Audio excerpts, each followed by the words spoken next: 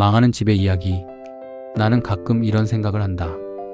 우리 집은 애초에 순서를 잘못하고 난 집이 아닐까? 큰아들, 둘째, 셋째 아들, 딸, 또 딸. 겉으로만 보면 평범한 오남매 집안이었다. 하지만 이 집에서는 태어난 순서가 곧 인생의 등급이었고 그 등급은 한 번도 바뀐 적이 없었다.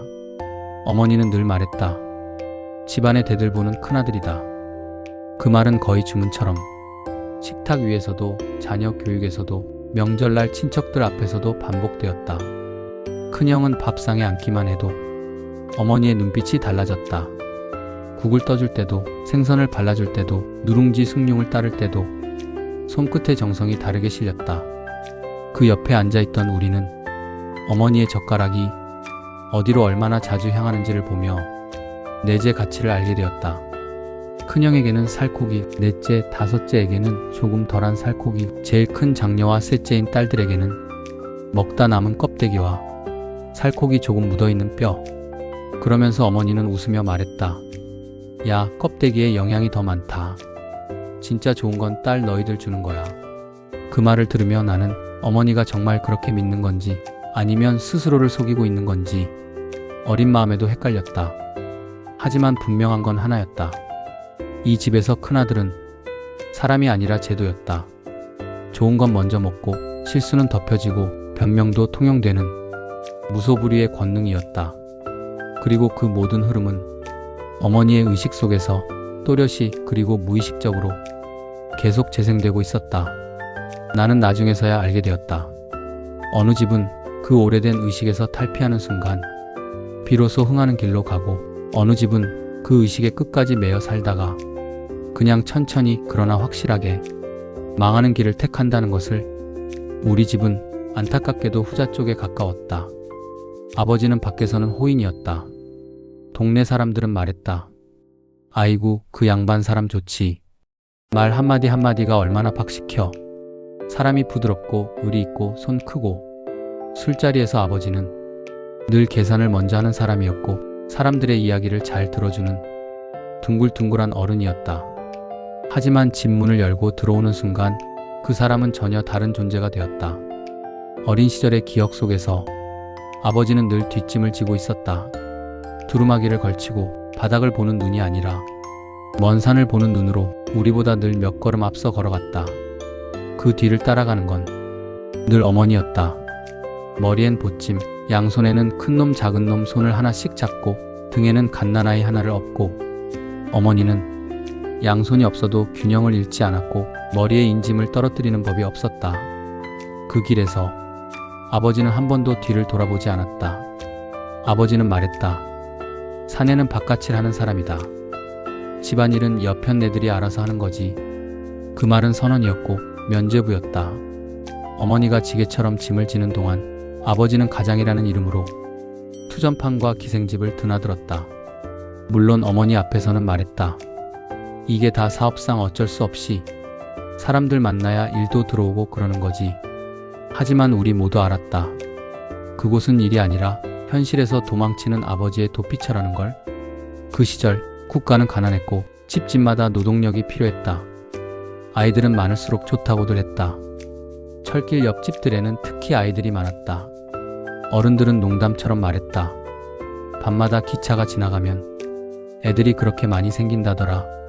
기차가 요란한 소리를 내며 지나가면 사람들은 잠에서 깨고 어른들은 다시 밤 산행을 나선다고. 그 말을 들으며 웃어야 할지 울어야 할지 모를 표정들이 어른들의 얼굴 곳곳에 떠돌았다. 그 농담은 웃기면서도 이상하게 서늘했다. 계획 없이 태어난 생명들, 산재보험도 안전장비도 없이 세상에 내던져진 아이들, 가족이라는 이름의 공장에서 노동력이 되어버리는 아이들. 우리도 그 아이들 중 하나였다. 집안에서의 아버지는 온갖 가부장적 잣대를 들이댔다. 팝상머리에서의 말 한마디, 눈빛 한 번, 젓가락을 내려놓는 소리 하나로 집안 공기를 얼려버릴 수 있는 사람. 그러면서도 집안일엔 눈길조차 주지 않았다. 사내가 무슨 설거지를 해? 집에서 빌빌거릴 시간에 나가서 돈이나 더 벌어와야지. 그 말 뒤에는 보통 현관을 쾅 닫고 나가는 발걸음과 어머니의 아주 작은 한숨이 따라왔다. 그 한숨은 천장으로 올라갔다가 벽에 스며들어 집 구조의 일부가 되어버렸다. 그 집에 사는 우리는 매일 그 한숨을 들이마시며 자랐다. 비행으로 흘러가는 청춘. 큰형은 처음부터 이 집의 모든 기대를 한 몸에 받고 태어났다. 우리 집의 희망이다. 대들보다 어머니는 그렇게 말하며 형의 어깨 위에 눈에 보이지 않는 짐을 올려놓았다. 하지만 그 짐이 너무 무거웠던 걸까? 형은 점점 기대가 아니라 압박을 느끼기 시작했고 압박은 곧 반항이 되었다. 중학교를 올라가면서부터 형의 표정이 변했다.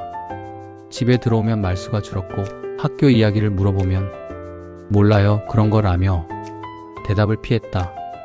그러던 어느 날 형의 교복 주머니에서 구겨진 담배갑이 나왔다. 어머니는 울부짖었고 아버지는 욕을 퍼부었다. 이 자식이 내가 너를 어떻게 키웠는데?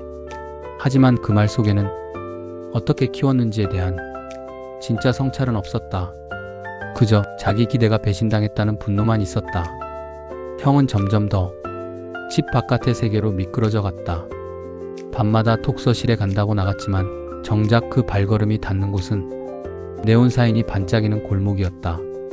친구들과 모여 술을 마시고 담배를 피우고 남자애들끼리 둘러앉아 여학생들에 대한 상스러운 농담을 했다. 야, 쟤랑 한번 어쩌고. 그런 말들이 아무렇지 않게 오가는 자리에서 형의 양심은 조금씩 그리고 조용히 벗겨져 나갔다. 철이 없었다는 말로도 변명할 수 없을 정도로 그건 그냥 기본이 무너진 상태였다. 그 모든 행동의 비용은 결국 부모의 지갑에서 나왔다. 현장학습비가 필요해요. 학교에서 한무라비 법전 사오라는데요. 수학여행 추가 경비가 있어요. 그런 말들을 하며 형은 태연하게 손을 내밀었다. 어머니는 쌈짓돈을 내어놓고 서둘러 주변에 손 내밀어 돈을 만들었다. 아버지는 투덜거리면서도 술값을 줄여가며 형에게 돈을 쥐어줬다. 그 돈이 어디로 가는지 제대로 묻지도 않으면서 부모는 믿고 싶었다. 그래도 우리 큰아들이 나쁜 짓은 안 하겠지. 그리고 집에 들어와 골아떨어진 형의 머리를 쓰다듬으며 말했다. 우리 아들 고생 많지? 독서실에서 얼마나 힘들었어. 그 순간 부모의 손길은 위로가 아니라 착각이었다. 착각은 곧 방조가 되었고 방조는 결국 집안 전체를 조금씩 갉아먹는 독이 되었다. 부모의 자녀 교육은 돈으로 하는 게 아니었다. 입시 비용, 학원비, 참고서 값이 아니라 자신들의 삶으로 보여줘야 하는 것들이 있었다. 하지만 우리 집에는 그 보여줌이 빠져 있었다. 말로는 도덕을 이야기했지만 행동으로는 모순을 보여주었고 아이들은 그 모순을 그대로 따라 배웠다. 그렇게 해서 한 집안의 인생도 망가지고 집안 자체도 망하는 길 위에 올라탔다. 지워진 이름, 지워진 권리. 큰형이 집안의 희망이라는 이름으로 군림하는 사이 딸들은 조용히 지워지고 있었다. 아침부터 밤까지 부엌과 마당을 오가며 허드레질을 도맡아 했지만 그들의 노동에는 이름이 붙지 않았다. 그저 당연한 일로 취급되었다. 어머니는 말했다. 딸이 무슨 학교냐? 집안일이나 배우다가 좋은데 시집이나 가면 되는 거지. 딸이 책을 펴면 어머니의 목소리가 날라왔다. 그 시간에 설거지나 해. 오빠들 셔츠 다린 거는 다 됐냐? 맛있는 반찬이 올라오면 먼저 큰아들의 그릇에, 그 다음은 넷째, 다섯째 아들의 그릇에, 딸들 밥그릇에는 꼬다리, 껍데기, 쭉쟁이가 남았다. 어머니는 또 말했다. 야, 거기에 영양소가 더 많다니까. 너희는 진짜 복 받은 줄 알아.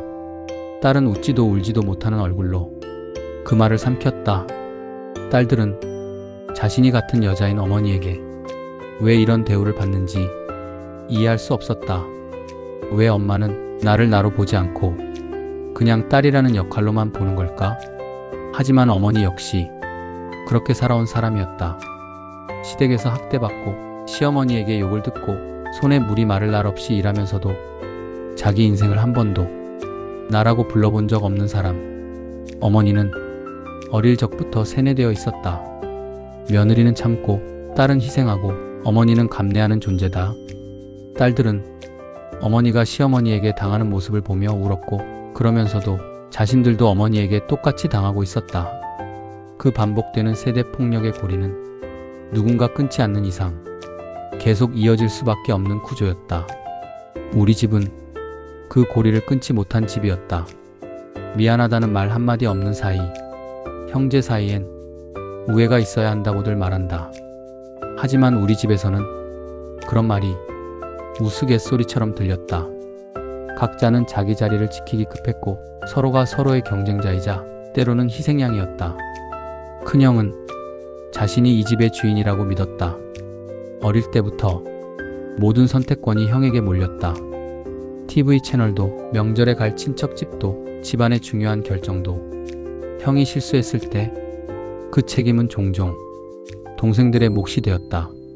너희가 잘 보필을 했어야지. 어른들은 그렇게 말했다. 형은 어린 동생들을 볼모로 삼았다.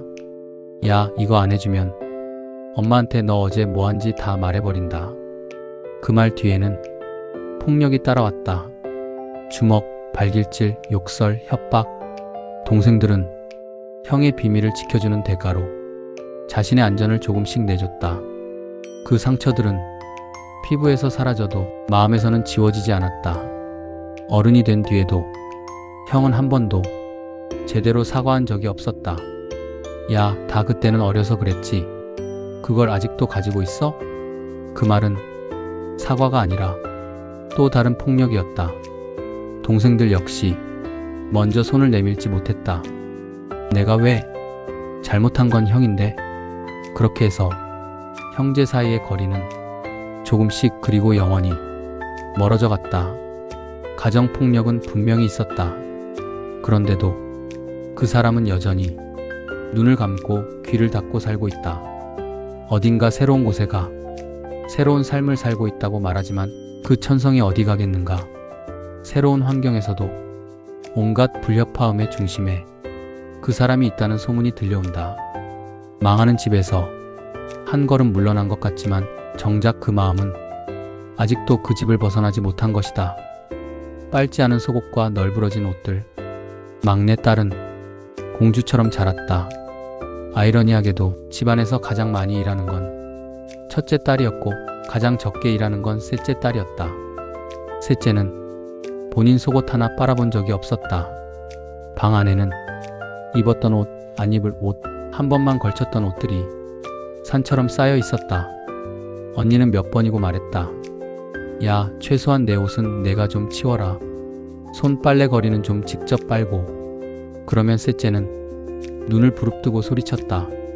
네가 뭔데 나한테 잔소리야? 엄마도 아무 말 안 하는데. 왜 내가 그러는데? 그 말 속에는 집안의 구조가 그대로 드러나 있었다. 딸들 사이에서도 누군가는 일하는 사람, 누군가는 대접받는 사람으로 나뉘어 있었다. 그리고 그 기준은 공평함이 아니라 어머니의 감정과 편애였다. 언니는 지쳐서 말을 줄였다. 그래, 내 인생 내가 그렇게 살아라. 하지만 속으로는 더 깊은 회한이 쌓였다. 가정교육이라는 게 얼마나 중요한지 그 사실을 몸으로 느끼게 되었다. 이 집에서 가정교육은 말로 하는 훈계나 시험 성적 잔소리가 아니었다. 누가 어떤 일을 하고 누가 어떤 대접을 받고 어른들이 어떤 기준으로 움직이는지가 그 자체로 교육이었다. 그리고 그 교육은 우리의 삶을 조용히 그러나 확실하게 망가뜨리고 있었다. 터지는 날 드러나는 진실, 집안의 균열은 처음부터 있었다. 하지만 눈에 보이게 터진 날은 어느 겨울 장례식장에서였다. 아버지 돌아가시고 어머니마저 돌아가신 날, 우리는 모두 검은 옷을 입고 상가에 모였다. 형제자매, 사촌들, 멀리서 온 친척들까지 조문객들이 오가며 상을 치르는 그 자리에서조차 우리 집의 오래된 그림자는 자리를 잡고 앉아 있었다. 조문이 한바탕 지나가고 밤이 깊어갈 무렵 어른들은 유산 이야기를 꺼냈다. 집은 누구 앞으로 할 건지, 땅은 어떻게 나눌 건지, 돌아가시기 전에 누구한테 뭐라고 하셨는지. 그때부터 서로의 목소리가 높아지기 시작했다. 큰형은 당연하다는 듯이 말했다. 내가 장남인데 그래도 집 명의는 내 이름으로 해야지. 넷째, 다섯째인 아들들은 울분 섞인 목소리로 말했다. 형이 뭘 했는데? 집안일 하나 거들지 않고 어머니 아플 때 한 번이라도 병원에 같이 간 적 있냐? 딸들은 구석에서 입술을 깨물며 그 대화를 듣고 있었다. 우리는 애초에 유산이라는 말에서 빠져있는 사람들 같네. 말싸움은 곧 서로의 과거를 꺼내는 싸움이 되었다. 어릴 때 너 나한테 뭐 했는지 기억나냐? 너 그때 나한테 돈 뜯어낼 때 뭐라고 했는지 기억해? 엄마 돌아가시기 전에 누구 때문에 그렇게 소갈이 했는지 알아? 그 말들은 한 번도 제대로 말해지지 못했던 상처들의 행렬이었다. 그 상처들은 평생을 참아오다가 이제야 터질 기회를 만난 듯 한꺼번에 쏟아져 나왔다. 누군가는 울고 누군가는 욕을 했다. 누군가는 그래도 여긴 상가다라며 말려보려 했지만 이미 오래전부터 세포 단위로 쌓여있던 분노는 멈추기 어려운 속도로 흘러넘치고 있었다.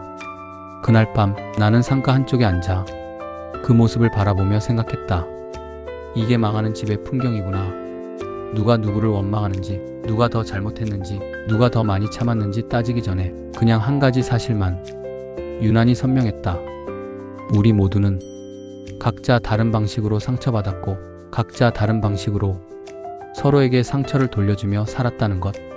그리고 그 모든 건 집안의 구조와 의식, 어른들의 선택과 침묵 속에서 이미 예정된 결말이었는지도 모른다는 것. 너무 늦지 않았기를 바라는 마음. 시간이 흘렀다. 각자는 각자의 삶을 산다. 어떤 형제는 도시의 변두리에서 소리 소문 없이 살고 어떤 형제는 새로운 동네에서 또 다른 불협화음의 중심이 되어 있고 어떤 자매는 여전히 가족 카톡방에서 침묵으로 일관하며 어떤 자매는 가족이라는 말만 들어도 숨이 막혀 메시지를 읽지 못한다. 나는 이제 이 이야기를 쓰는 사람이 되었다. 누구의 편도 들지 않고 누가 더 나쁘다고 손가락질하지도 않고 그저 한 집안이 어떻게 망가지는지를 천천히 복귀하는 사람. 망하는 집은 한 번에 무너지지 않는다. 집이 무너지는 소리는 언제나 아주 작게 시작된다. 어머니의 한숨, 아버지의 모순된 말과 행동, 큰아들의 비행, 딸에게 향한 무관심, 형제 사이의 폭력, 자매 사이에 쌓이는 질투와 오해, 그리고 그 모든 것을 원래 다 그런 거야 라며 덮고 지나가는 어른들의 말. 그 작은 소리들이 오랜 시간 집을 갉아먹는다. 그러다 어느 날 눈에 보이는 금이 간다. 장례식장에서, 유산을 두고, 환갑잔치에서, 혹은 아주 사소한 말다툼 끝에서 그때 사람들은 비로소 말한다. 언제부터 이렇게 된 거지? 하지만 그 질문이 답은 이미 너무 오래전에 아주 작은 균열 속에 숨어 있었다. 우리 집은 완전히 흥하는 집이 되지도 못했고 그렇다고 아주 불구덩이로 떨어지지도 않았다. 어느 중간 지점에서 서로를 밀어내며 서로를 그리워하며 애매한 거리감으로 버티고 있었다. 망하는 집에서 한 걸음 벗어났다고 믿고 싶지만 가끔은 이런 생각이 든다. 우리는 정말 그 길에서 벗어난 걸까? 아니면 그냥 속도를 조금 늦춘 것뿐일까? 그래도 한 가지 가능성만은 포기하지 않고 싶다. 언젠가 누군가가 나는 여기서 고리를 끊겠다 라고 말하는 순간이 온다면 큰아들이든 넷째, 다섯째 아들이든 딸들이든 손주 세대든 누군가 단 한 사람이라도 자신의 상처를 직시하고 그 상처를 다음 세대에게 그대로 물려주지 않겠다고 다짐한다면 그때 비로소 이 망하는 집의 이야기는 조금 다른 결말을 향해 조금씩, 아주 조금씩 방향을 틀 수 있을 것이다.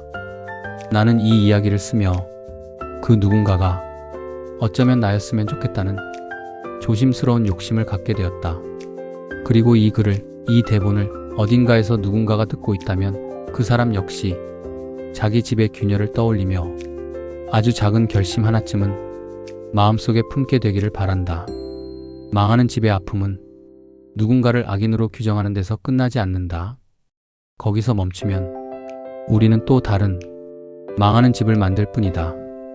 진짜 결말은 아픔을 직시하고 그 아픔을 다음 세대로 그대로 전달하지 않겠다고 한 사람이라도 결심하는 순간에 시작된다. 그렇게 아주 조금씩 아주 느리게 망하는 집은 더 이상 완전히 망하지 않는 집으로 방향을 틀 수 있다. 그 길 위에 지금 우리가 서 있기를 바랄 뿐이다.